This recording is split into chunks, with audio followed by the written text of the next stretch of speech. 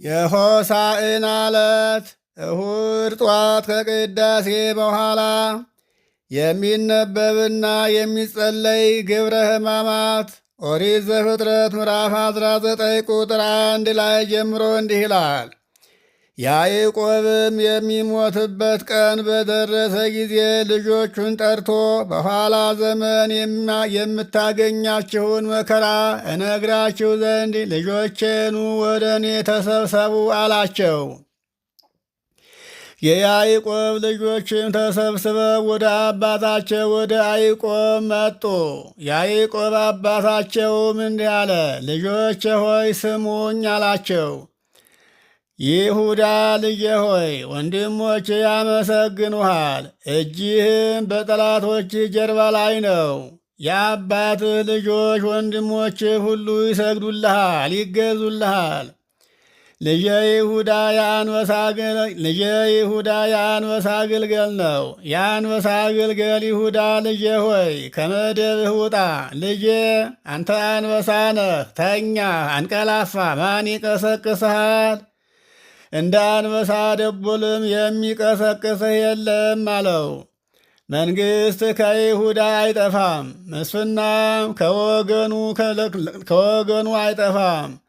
ለእርሱ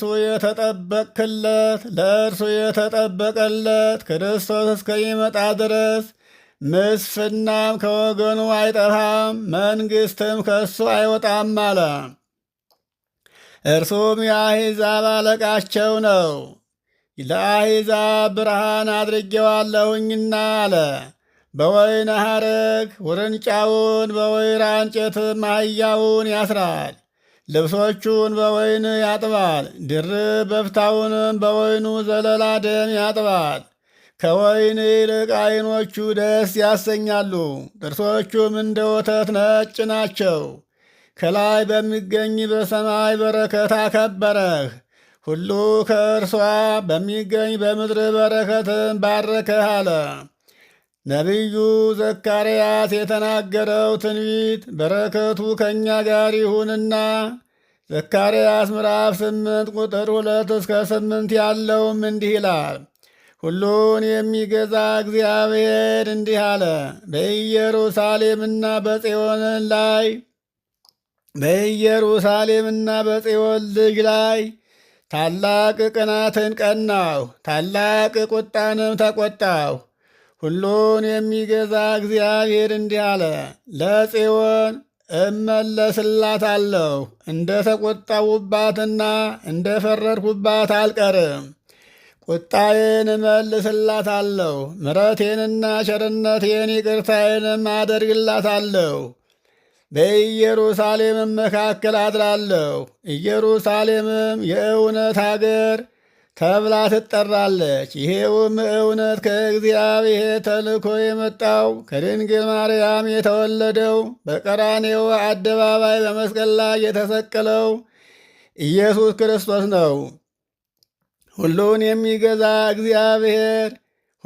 የሚገዛ የእግዚአብሔር መዲና የምስጋናው መቅደስ ተብላ ትጠራለች። ሁሉን የሚገዛ እግዚአብሔር እንዲህ አለ። ዳግመኛም በኢየሩሳሌም አደባባይ ሊቃውንቱና ሽማግሌዎቹ ይኖሩባታል፣ ይገኙባታል። የሁሉም ምርኩዛቸው በእጃቸው ነው አለ። ይኸውም የሽማግሌውም የሊቃውንቱ ምርኩዛቸው ከሰማየ ሰማያት ወርዶ ከድንግል ማርያም ተወልዶ በመስቀል ላይ የተሰቀለው ክርስቶስ ነው። የአገሩ አደባባይ ሁሉ በኢየሩሳሌም አደባባይ የሚጫወቱ ሴቶች ልጆችንና ወንዶች ልጆችን የተመሉ ይሆናሉ። ሁሉን የሚገዛ እግዚአብሔር እንዲህ አለ። ከሞት የቀሩትን ከሞት የተረፉት ለወገኖቼ ይህ ሁሉ በፊታቸው ቢሳናቸው ሁሉን የሚገዛ እግዚአብሔር በእኔ ዘንድ ይሳነዋልን አለ። እነሱ በኃጢአት ቢደክሙ እነሱ ቢሳናቸው እኔ ደክማለሁን? እኔ ይሳነኛልን አለ እግዚአብሔር። ማዳን አይሳነኝም ሲል ነው። የፈረድኩባቸውን ሰዎች መልሼ አነሳቸዋለሁ ሲል ነው። ሁሉን የሚገዛ እግዚአብሔር እንዲህ አለ። ወገኖችን ከምስራቅ አገርና ከምዕራብ አገር እነሆ አድናቸዋለሁ። ወደ ስደት ዓለም የሰደድኳቸውን በጠላት እጅ ያስማረኳቸውን አሁንም ከጠላት እጅ አድኜ ወደ ሀገራቸው መልሼ ተክላቸዋለሁ አለ። ወደ አገራቸውም ወስጄ በኢየሩሳሌም መካከል አኖራቸዋለሁ። በዚያም ቦታ ወገኖቼ ይሆናሉ። እኔም በሚገባና በእውነት ፈጣሪያቸው አምላካቸው ሆናለሁ አለ። አሁንም ነቢዩ ዘካርያስ የተናገረው ትንቢት ይህ ነው። በረከቱ ከእኛ ጋር ለዘላለሙ ይኑርና ዘካርያስ ምዕራፍ 9 ቁጥር 8 እስከ 15 ድረስ እንዲህ አለ። ወደ አሕዛብ ሀገር ተመልሳችሁ እንዳትሄዱ አለ። ይህም የአሕዛብ ሀገር እንዳትሄዱበት የተባለው የአሕዛብን ሥራ አትስሩ፣ አሕዛብን በግብር አትምሰሏቸው፣ አሕዛብ የሚያመልኩትን ጣዖት አታምልኩ፣ እንደ አሕዛብ በራሳችሁ ላይ ኃጢአትን አትስሩ ሲል ነው። ቤቴን አነሳዋለሁ አለ። ይህም ቤቴን አነሳዋለሁ ያለው ጌታችን አምላካችን ኢየሱስ ክርስቶስ ሥጋውን ነው። እንደ አይሁድ እንደሚገሉትና ወደ መቃብር እንደሚወርድ ከሞተ በኋላም በራሱ ሥልጣን እንደሚነሳ ሲናገር ቤቴን አነሳዋለሁ አለ። ይገሉኛል፣ እሞታለሁ፣ ግን እነሳለሁ ሲል ነው። ቤቴን አነሳዋለሁ አጸናዋለሁም። ዛሬ በዓይኖቼ ጠብቄያችኋለሁና የሚያስደነግጣችሁ ጦር ጠላት በእናንተ ዘንድ አይመጣም አለ። የጽዮን ልጆች፣ የጽዮን ልጅ እጅግ በጣም ደስ ይበልሽ፣ የኢየሩሳሌም ልጅ እልል በይ። እውነተኛና አዳኝ ትሑት የሆነው ክርስቶስ ትሑት ሆኖ ንጉሥሽ እነሆ ይመጣል፣ በውርንጫይቱና በአህያይቱ ግልገል ላይ ተቀምጦ ወደ አንቺ ይመጣልና እልል በይ። ከኤፍሬም ሰረገላን ከኢየሩሳሌምም ፈረሶችን ያጠፋል። ሰልፍና ጠብ ክርክርም ከእንግዲህ ወዲህ ይጠፋል አይኖርም። ከአሕዛብ የተነሳ ከአሕዛብ አመፅ ከአሕዛብ ክፋት የተነሳ ከአሕዛብም ግፍ የተነሳ በዘመኑ ብዙ ሰላም ይሆናል። ከአሕዛብም ጥፋት የተነሳ በዘመኑ ሁሉ ሰላም ይሆናል። ሥልጣኑም ከባሕር እስከ ባሕር ዳርቻ እስከ ፈሳሹም እስከ ምድርም ዳርቻ ድረስ ይሆናል። ክርስቶስ ሲመጣ ዓለምን ከዳር እስከ ዳር ይገዛል። ከዳር እስከ ዳር ያለ ሁሉ በእሱ ያምናል። ስርዓት ባለው ደም የታሰሩ እስረኞችሽን ውሃ ከሌለበት ጉድጓድ አሰናብታቸዋለሁ። የታሰሩትን ሰዎችሽ በአምባው ላይ ይኖራሉ። ስለ አንዲቱም ቀን ፈንታ 2 እጥፍ አድርጌ እከፍልሻለሁ። ይሁዳ ወደ እኔ አቅርቤሃለሁና ኤፍሬምንም እንደ ቀስት አጥብቄ ይዤዋለሁና ጽዮን ልጆችሽን በአረማውያን ልጆች ላይ አስነሳቸዋለሁ። አረማውያን አጋንንት 5500 ዘመን ሰልጥነውባቸው የኖሩትን ያህል አሁንም ልጆቹ በአረማውያን መናብስት አጋንንት ላይ ሰልጥነውባቸው ይኖራሉ። እንደ አርበኛ ጦርም አደርግሻለሁ። የአርበኛ ጦር ጥላቷን ሳታጠፋ አታድርምና አንቺም ጥላትሽን ሳታጠፊ አታድሪምና አለ። እግዚአብሔርም በእነሱ ላይ ይገለጣል። ፈጣን ሰይፍም እንደ መብረቅ ፈጥኖ ትወጣለች። ፈጣን ሰይፍም እንደ መብረቅ ፈጥና ትወጣለች። ሁሉን የሚገዛ እግዚአብሔርም ነጋሪቱን ይመታል። ቁጣውም እንደ ቴማን ጥቅል ነፋስ ይሆናል። ነቢዩ ኢሳይያስ የተናገረው ትንቢት ይህ ነው። በረከቱ ከእኛ ጋር ለዘላለሙ ትኑርና ነቢዩ ኢሳይያስ በትንቢቱ ምዕራፍ 49 ቁጥር 5 እስከ 18 የተናገረው ቃል ይህ ነው። እንዲህ ይላል። አሁንም ያዕቆብን ወደ እሱ እመልሰው ዘንድ እስራኤልንም እሰበስበው ዘንድ ባሪያው ልሆን በእናቴ ማኅፀን የፈጠረኝ እግዚአብሔር እንዲህ አለ። ከእነሱ ጋር አንድ ይሆናለሁ፣ በእግዚአብሔርም ፊት እከብራለሁ። ፈጣሪም አጋዥ ሆኖኛል አለ።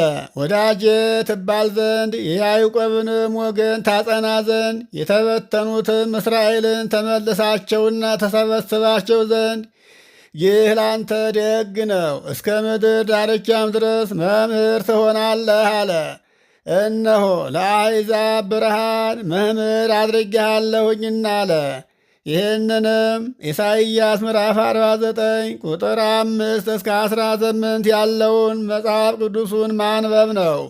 ያዳነህ እስራኤልን የሚያጸና እግዚአብሔር እንዲህ አለ። ሰውነቱን መከራን ያስቻላት ሰው አይሁድ የመለኮቱን ሥራ የሚንቁበት እግዚአብሔርን አመስግኑት አለ። ነገሥታቱም ይህን አይተው ይነሳሉ። አለቆችም ተነስተው የመረጥኩት እስራኤልን የሚያከብር እግዚአብሔር ክቡር ነውና ገዥ ፈጣሪም ስለሆነ ይሰግዱለታል አለ። እግዚአብሔርም እንዲህ አለ። በተመረጠችው ቀን ሰማሁህ፣ ድህነት በሚደረግበትም ቀን ረዳሁህ።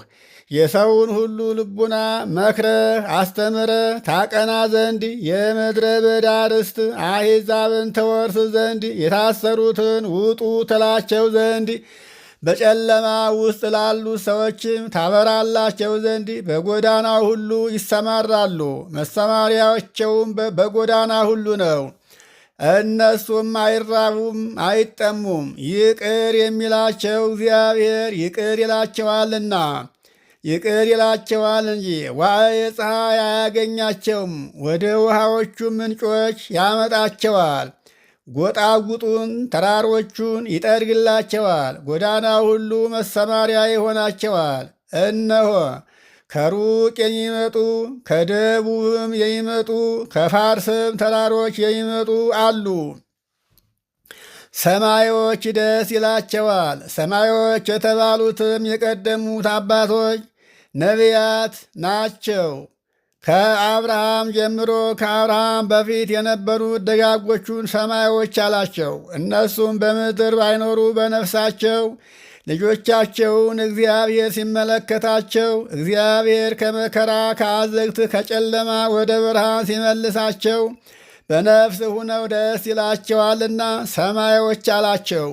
ምድርም ደስ ይላታል። ምድር የተባለችውም በምድር ላይ በሕይወት ያሉት ናቸው። እግዚአብሔር ወገኖቹን ይቅር ብሏቸዋልና ከተራሮችና ከምድር ተድላ ደስታ ይገኛል ይመነጫል። ጽዮን እግዚአብሔር ተለየኝን፣ እግዚአብሔር ዘነጋኝን አለች አትበይ። ጽዮን አንቺንማ ረሳሽ ዘንድ ሴት ልጇን ትረሳለችን? ከማኅፀኗ ለወለደችው ልጅ አትራራምን? ሴት ልጇን ብትረሳ እናት ልጇን ብትረሳ እኔ ግን እረሳለሁኝን? አለ እግዚአብሔር። እነሆ በእጄ ቅጥርሽን ሠራሁ፣ አንቺም ሁልጊዜ በፊቴ ነሽ። ከዓይኔ አትሰወሪም። ካፈረስኩሽ በኋላ ፈጥነሽ ካፈረስኩሽ ከጣልኩሽ በኋላ ፈጥነሽ ትሰሪያለሽ፣ ትታነጫለሽ፣ ትታደሻለሽ። ከፈረድኩብሽ በኋላ መልሼ አነሳሻለሁ።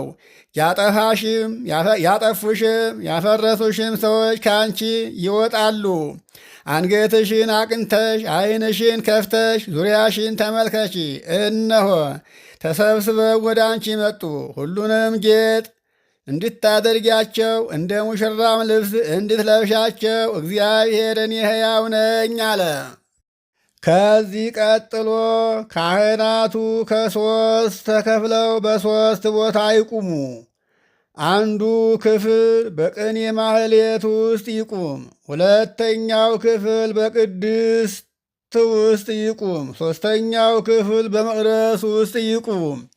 ከዚያም አንዱ ካህን እንዲህ ይበል፣ የሁሉን ጌታ አምላካችንን እግዚአብሔርን ዳግመኛ እንማልደዋለን። ሁሉን የሚይዝ ለዓለሙ ሁሉ ነግሶ የሚኖር የጌታችንና የመድኃኒታችን የኢየሱስ ክርስቶስ አባት አለ። ነፍስን የሚጎበኛት ሥጋንም የሚያድናት ወደ ሲኦልም የሚያወርድ ዳግመኛም ከሲኦል ወደ ገነት የሚያወጣ ሕማመ ነፍስን የሚያድን ስለ ድውያን ሁሉንም አድኖ ያስነሳ ዘንድ ይቅርታን ለማድረግ ሥልጣን ያለው አምላካችን እግዚአብሔር ነው ይበል። በዚህ ጊዜ ዲያቆኑ ጸልዩ በእንተ ድውያን ይበል። ይሄ ማለት ስለ ሕመምተኞች፣ ስለ ችግረኞች፣ ስለ ሕሙማን ጸልዩ ማለት ነው። አሁንም ካህኑ አዎን አቤቱ አምላካችን ሁሉን የያዘ ለዓለሙ ሁሉ ነግሶ የሚኖር የቅዱስ ልጅህ የጌታችን የኢየሱስ ክርስቶስ አባት ወንድሞቻችንን ድውያንን አድን ይበል። ያደሩባቸውን መናፍስትን አጋንንትን ከወገኖቻችን አውጣ። በደዌ ዳኛ የተያዙትን የተለዩትንም የያዘኑትንም የተበተኑትንም የተጨነቁትንም አረጋጋ። የታመመችውንም ሰውነት በይቅርታ ጎብኝ ይበል። ሁሉንም አድናቸው ይቻልሃልና። ድንቅ ተአምራትን የምታደርግ አንተ ጽኑ አምላክ ነህና ይበል። ቀጥሎ ዲያቆኑ ተሳሃለነ ይበል። ይህም ማለት አቤቱ አምላካችን ሆይ ይቅር በለን ማለት ነው። ሕዝቡም ይህን ተከትለው አቤቱ ይቅር በለን ይበሉ። አሁንም ካህኑ 38 ዓመት ታሞ የነበረውን መጻጉዕን አዳንክ፣ አልዓዛርንም ከሙታን አስነሳህ፣ ለእናቱ አንድ የነበረውንም ሰጠህ ይበል። ደም ይፈሳት የነበረችቱንም አዳንክ፣ ሐማተ ጴጥሮስንም የጴጥሮስንም አማት ከሆድ ሕመሟ አስነሳሃት። እንደዚሁም ሁሉ በእነዚህ በሽተኞች ላይ በጎ ምልክትን አድርግ ይበል። የምሕረትህንም ነጠብጣብ በእነርሱ ላይ አውርድ። ከአንተ የሚገኝ የምሕረት ጠል ሕይወታቸውና ሕይወታችን ነውና ይበል።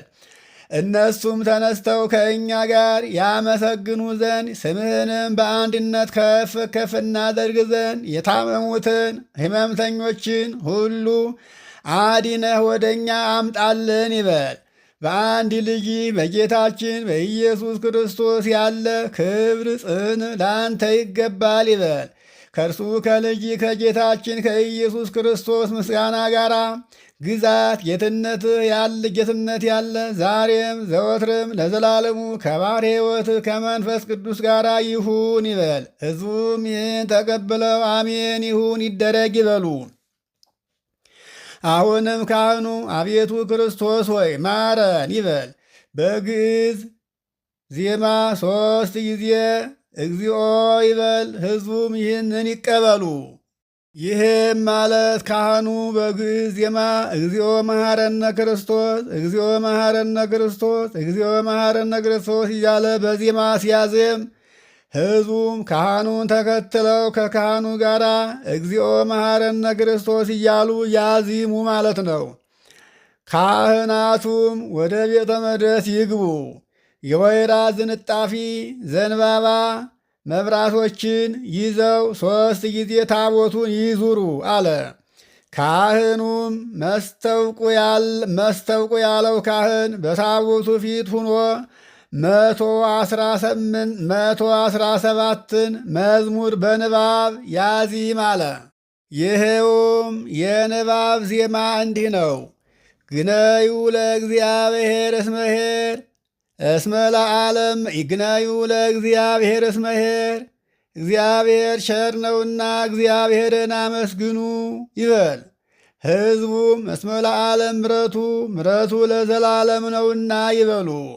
ንግሩ ቤተ እስራኤል ከመ ኄር ከመ ለዓለም ምሕረቱ፣ የእስራኤል ወገኖች ሆይ እግዚአብሔር ቸር እንደሆነ ንገሩ፣ ቸርነቱንም ለዘላለም እንደሆነ ንገሩ ይበል። ሕዝቡም እንዲሁ እንደ ካህኑ ይበሉ። ንግሩ ቤተ አሮን ከመ ኄር ከመ ለዓለም ምሕረቱ፣ የአሮን ወገኖች ሆይ እግዚአብሔር ቸር እንደሆነ ንገሩ፣ ቸርነቱን ለዘላለም እንደሆነ አውሩ ይበል። ሕዝቡም ካህኑ እንደሚናገረው ምሕረቱ ለዘላለም ነውና እውነት ነው ይበሉ። እግዚአብሔርን የምትፈሩ ሁላችሁ ቸር እንደሆነ የእግዚአብሔርን ቸርነቱን ንገሩ፣ ቸርነቱ ለዘላለም እንደሆነ። ሕዝቡም ከመጋረጃ ውጭ ሁነው በየ7ቱ መስመር በንባብ ዜማ እንዲሁ እንደ ካህኑ ይበሉ። በእግዚአብሔር ስም የሚመጣ የተባረከ ነው እያሉ እስከ መጨረሻው ይህንን ይበሉ ያመስግኑ። በተጨነቀው ጊዜ አሁንም ካህኑ እንዲበል፣ በተጨነቀው ጊዜ እግዚአብሔርን ጠራሁት፣ እግዚአብሔርም ሰማኝ፣ አሳለፈልኝ፣ አበዛኝም ይበል። እግዚአብሔር ይረዳኛልና አልፈራም፣ ሰው ምን ያደርገኛል ይበል። እግዚአብሔር ይረዳኛል፣ እኔም ጠላቶችን አያቸዋለሁ፣ አልፈራቸውም ይበል። በሰው ከመታመን ይልቅ በእግዚአብሔር መታመን ይበልጣል ይበል።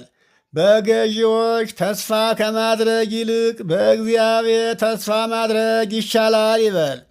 አሕዛብ ሁሉ ከበቡኝ፣ እኔ ግን የእግዚአብሔርን ስም ጠርቼ ድል ነሳኋቸው ይበል። መክበቡንስ ከበቡኝ፣ በእግዚአብሔር ስም ድል ነሳኋቸው ይበል።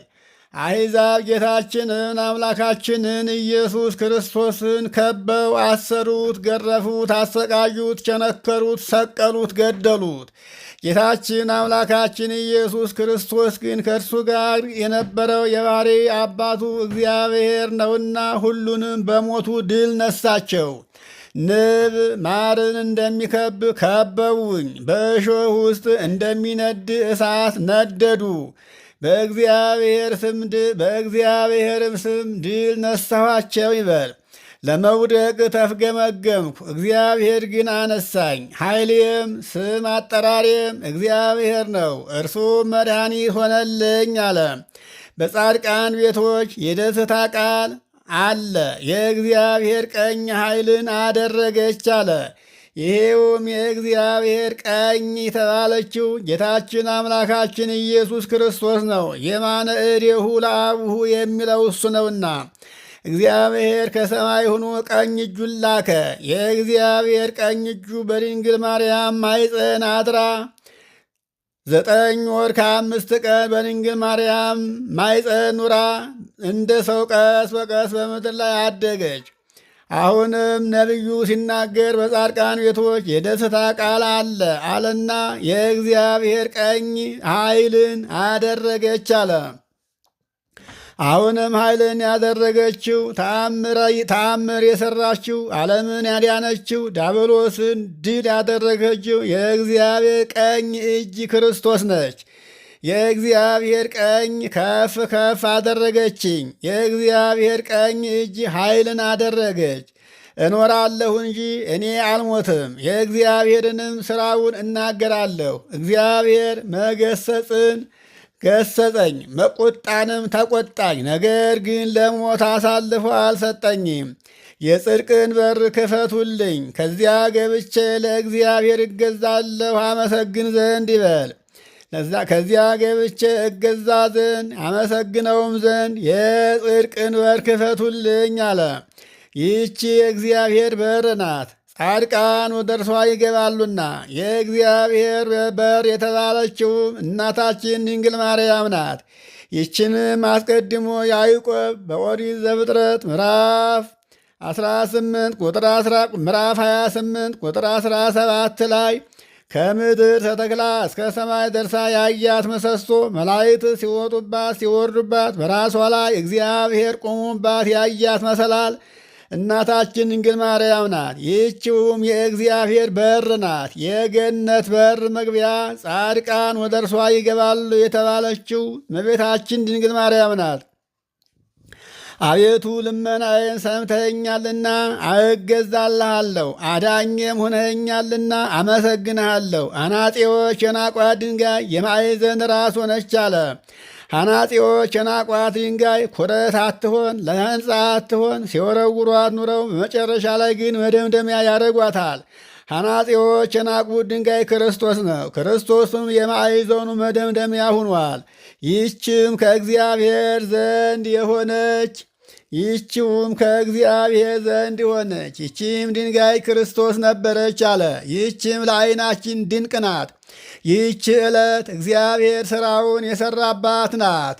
ይህችም እግዚአብሔር ሥራውን የሠራባት ሰውን ለማዳን የወሰነባት ጊዜና ሰዓት ናት። እርሷም ሆሳዕና ናት። በእርሷ ፈጽሞ ደስ ይበለን አለ። አቤቱ አድነን። አቤቱ ነገርህን ሁሉ አቅና። በእግዚአብሔር ስም የሚመጣ ቡሩክ ነው። ከእግዚአብሔር ቤት አከበርናችሁ፣ ከእግዚአብሔር ቤት መረቅናችሁ። ጌታ እግዚአብሔር ተገለጠልን። ለእርሱ ከሚያስተነትኑ በደስታ በዓልን አድርጉ እስከ መሠዊያው ቀንዶች ድረስ አለ። ፈጣሪዬ አንተ ነህና እገዛልሃለሁ። ፈጣሪዬ አንተ ነህና ከፍ ከፍ አደርግሃለሁ። አቤቱ ልመናዬን ሰምተኸኛልና አመሰግንሃለሁ። አዳኝም ሁነኸኛልና አመሰግንሃለሁ። ቸር ነውና ለእግዚአብሔር ተገዙ፣ ቸርነቱ ለዘላለም ነውና አለ። ሕዝቡም ሁሉ በእግዚአብሔር ስም የሚመጣ ቡሩክ ነው ይበሉ አለ። አሁንም ካህኑ እንዲህ በል፣ ሃሌሉያ። ቅድመ ዓለም የነበረ ዓለምንም አሳልፎ የሚኖር እግዚአብሔር ቸር ነውና እግዚአብሔርን አመስግኑ ይበል።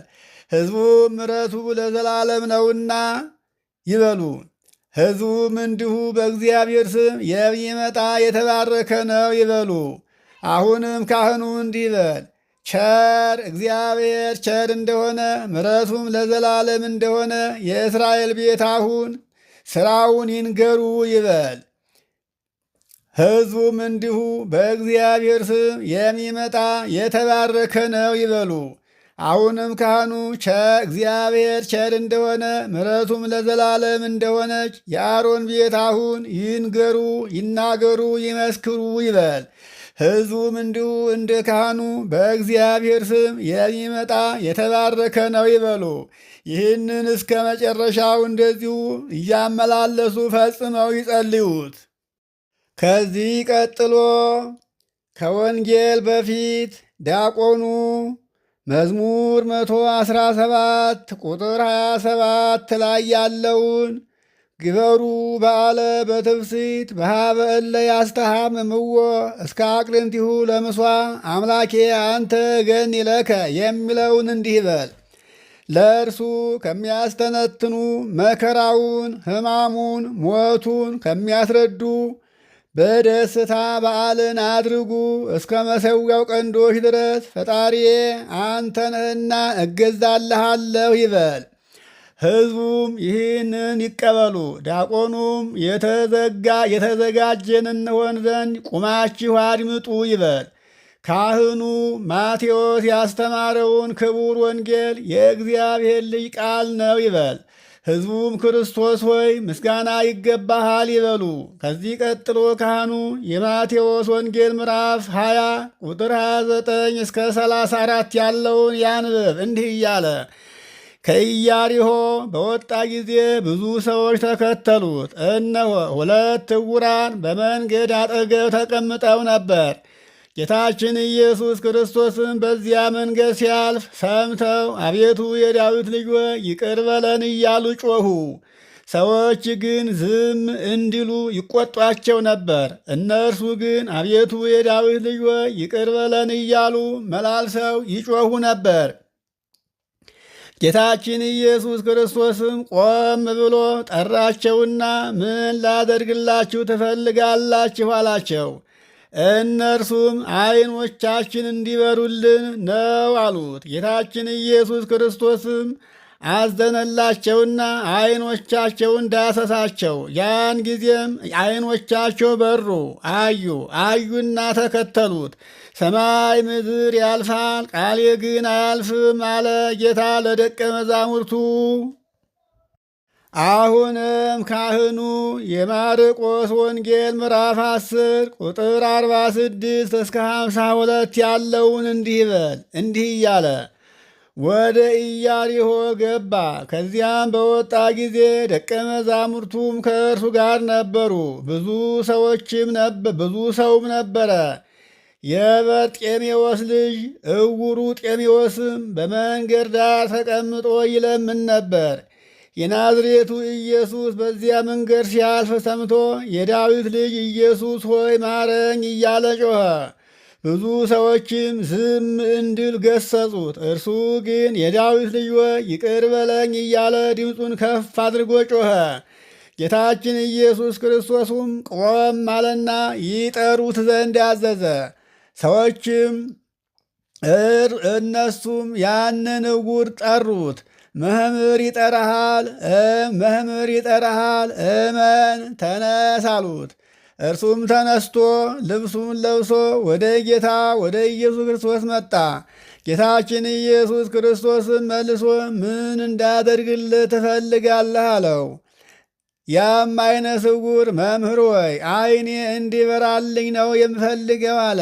ጌታችን ኢየሱስ ክርስቶስም ሂድ ሃይማኖትህ አድናሃለች አለው። ያም ዓይነ ስውር ወዲያው ዓይኑ በራ።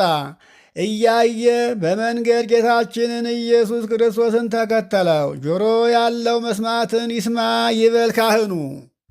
አሁንም ዲያቆኑ ከወንጌል በፊት መዝሙር 9 ቁጥር 11 ላይ ያለውን ዘምሩ ለእግዚአብሔር ዘያሃድር ውስተ ጽዮን ወንግርዎሙ ለአሕዛብ ምግባሮ እስመ ተዘከረ ዘይተሐሰስ ደሞሙ ይበል። ይህም ማለት በጽዮን አድሮ የሚኖር እግዚአብሔርን አመስግኑ፣ ሥራውንም ለአሕዛብ ንገሩ። የቅዱሳን ደማቸውን የሚመራመር እግዚአብሔር አስቧልና ማለት ነው።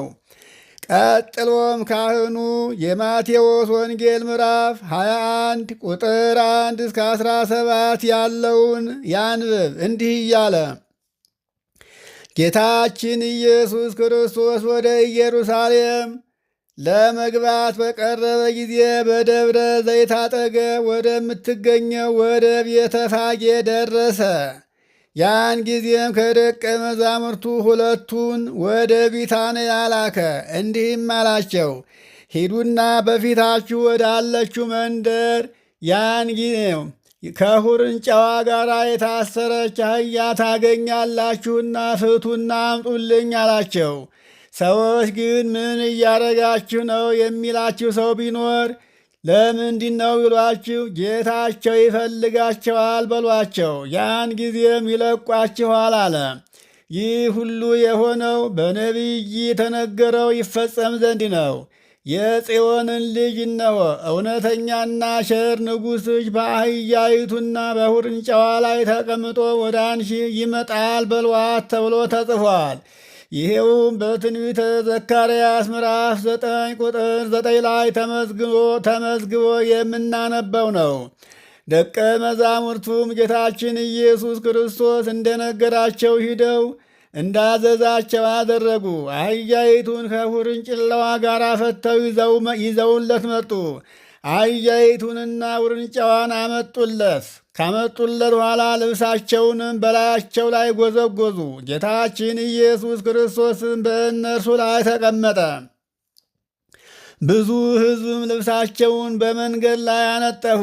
ሌሎችም ከዛፎች ጫፍ ጫፉን እየቆረጡ በመንገድ ያነጥፉ ነበር፣ ይጎዘጉዙለት ነበር። ሕዝቡ ግን በፊት የሚሄዱትም በኋላ የሚከተሉትም ሆሳዕና ለዳዊት ልጅ መድኃኒት መባል ይገባዋል፣ በእግዚአብሔር ስም የሚመጣ የተባረከ ነውና መድኃኒት በአርያም በሰማይ እያሉ ይጮኹ ነበር። ጌታችን ኢየሱስ ክርስቶስም ወደ ኢየሩሳሌም በገባ ጊዜ አገሪቱ በሙሉ ይህ ምንድን ነው? ይሄ ማን ነው? በማለት ታወከች። ሕዝቡም ይህማ የገሊላ ዕጣ ከምትሆን የናዝሬቱ ነቢይ ኢየሱስ ነው አሏቸው። ጌታችን ኢየሱስ ክርስቶስም ወደ ቤተ መቅደስ በገባ ጊዜ በቤተ መቅደስ የሚሸጡትንና የሚለውጡትን ሁሉ አባረረ። የለዋጮችን መደርደሪያቸውን የርግብ ሻጮችንም ወንበር ሁሉ ገለበጠ። ቤቴ የጸሎት ቤት ይባላል የሚል ተጽፎ እናንተ ግን የሌባና የቀማኛ የሽፍታ ዋሻ አደረጋችሁት አላቸው። በቤተ መቅደስም ዕውሮች፣ አንካሶች ወደ እርሱ መጡና እርሱም ፈወሳቸው።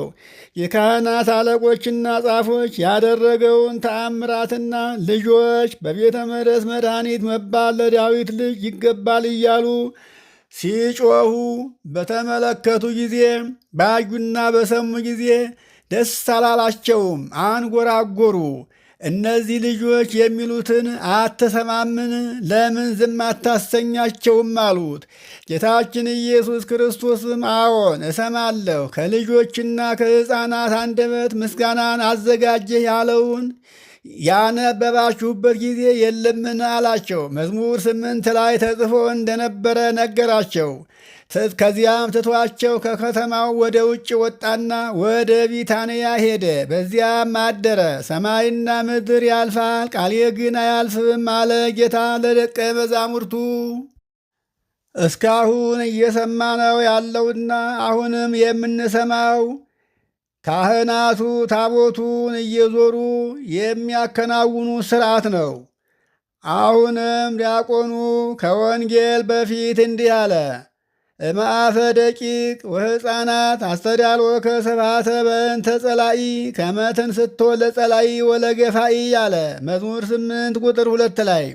ይህም ማለት ከልጆችና ከሕፃናት አንደበት ምስጋናን አዘጋጀህ ለራስህ ማለት ነው። ለራስህ ምስጋናን አዘጋጀህ ስለ ጠላት ስለ ዲያብሎስ ጠላትንና ግፈኞችን ታጠፋ ዘንድ ይበል። ዲያቆኑ ይህን ይበል።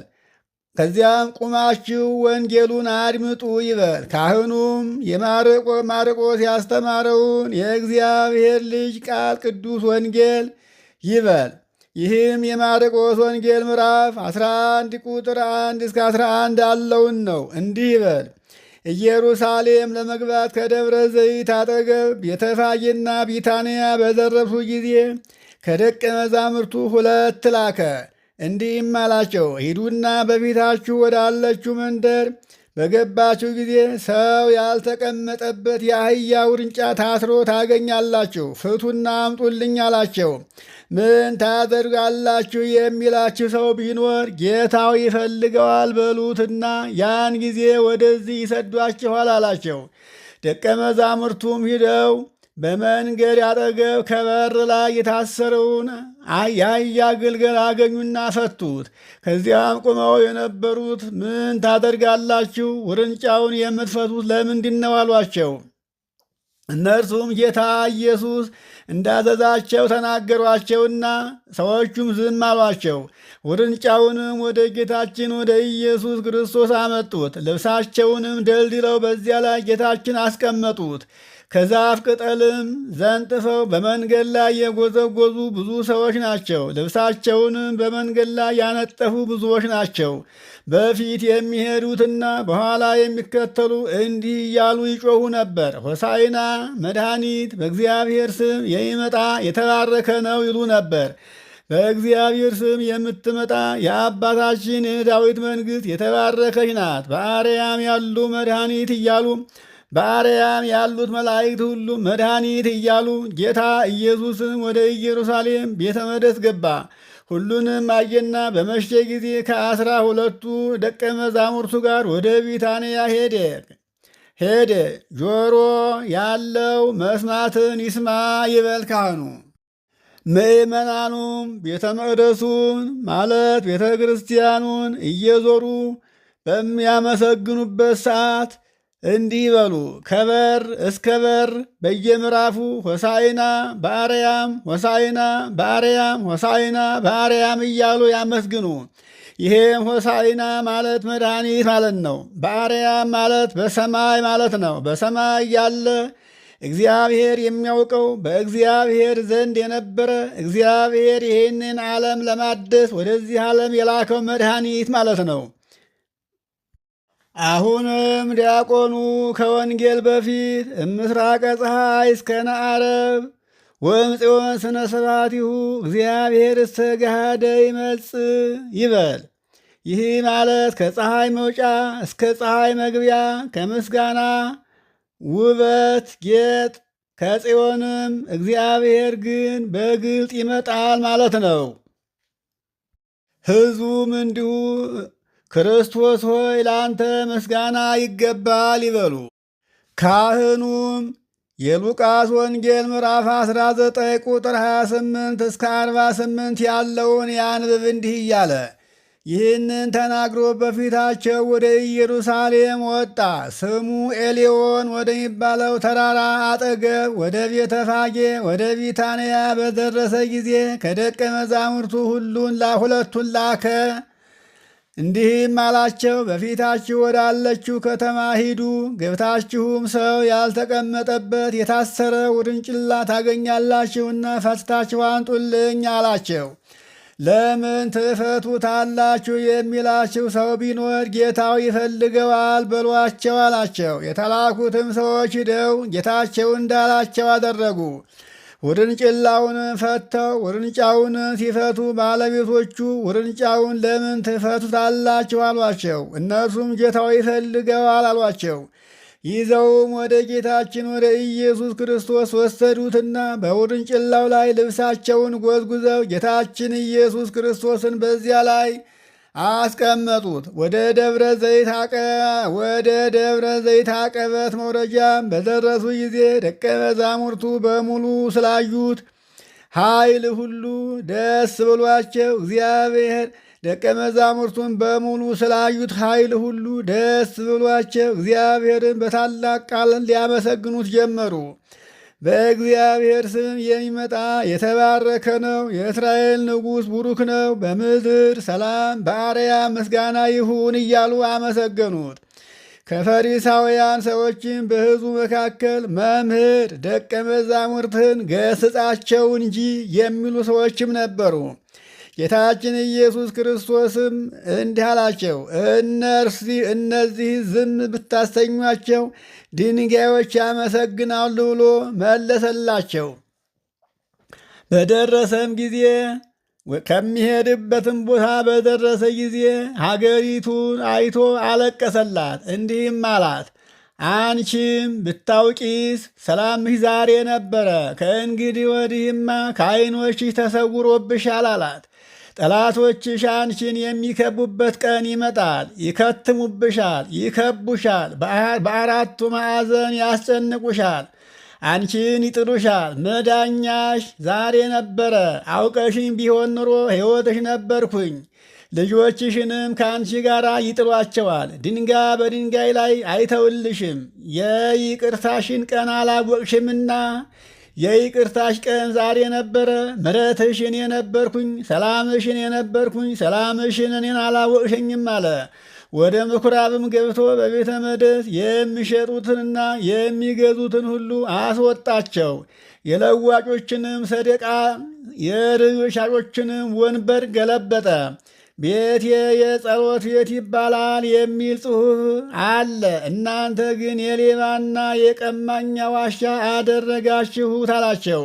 ዘወትር በምኩራብ ያስተምራቸው ነበር። የካህናት አለቆች፣ ጻፎችና የሕዝብ ታላላቆችም ሊገሉት ይመኙ ነበር። ነገር ግን የሚያደርጉትን አጡ። ሕዝቡም ሁሉ በትምህርቱ ይመሰጡ ነበርና ከኦሪት ከነቢያት አንዲት ቃል ከምትወድቅ የሰማይና የምድር ማለፍ ይቀላል አለ ጌታ ለደቀ መዛሙርቱ። አሁንም ዲያቆኑ ንስሑ ቀርነ በዕለተ ሰርቅ በእምርት ዕለት በዓልነ እስመ ሥርዓቱ ለእስራኤል ውእቱ ይበል። ሕዝቡም እንደዚሁ ይቀበሉ። ይሄ ማለት በመባሻ ቀን ነጋሪት ምቱ፣ በታወቀችው በዓላችን የእስራኤል ሥርዓቱ ይሄ ነውና ይበል። ሕዝቡም እንዲሁ ይቀበሉ።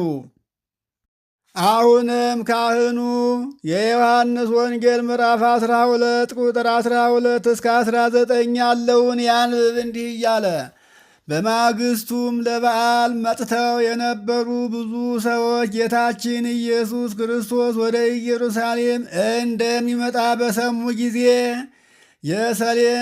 የሰሌን ዛፍ ዝንጣፊ ይዘው በእግዚአብሔር ስም የሚመጣ መድኃኒት ቡሩክ ነው፣ የእስራኤልም ንጉሣቸው ነው እያሉ እየጮኹ ወጥተው ተቀበሉት።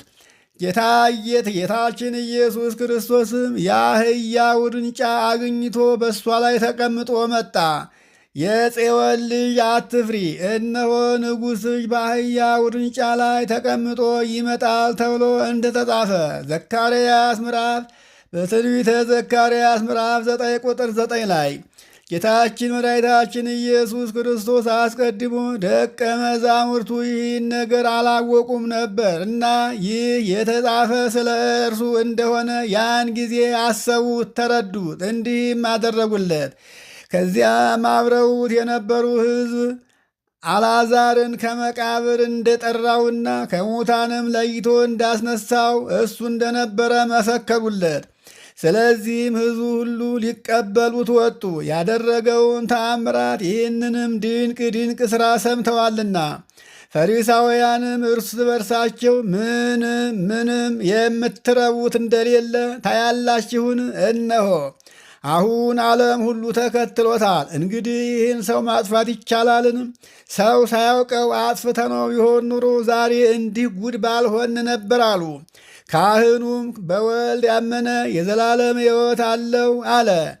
ለጌታም ለደቀ መዛሙርቱ እንዲህ በል፣ ሕዝቡ በከበረ ወንጌልህ ቃል እናምናለን ይበሉ አለ። የሰማችሁት የዑደቱ ሥርዓት ነው። ይቆየን። እንቀጥላለን።